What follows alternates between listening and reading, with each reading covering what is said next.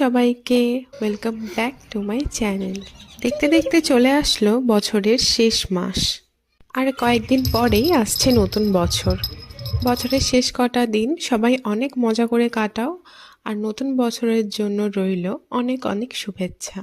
আমাদের বাঙালির কাছে শীতকাল মানেই হলো গরম জামা কাপড়, শীতের ছুটি, পিকনিক, পিঠে পায়েস আর নানান ধরনের মেলা।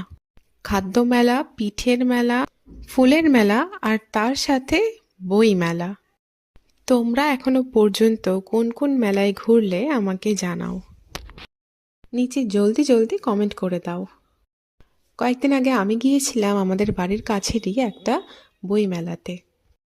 ছোট থেকেই গল্প বই পড়ার প্রতি আমার অসীম টান।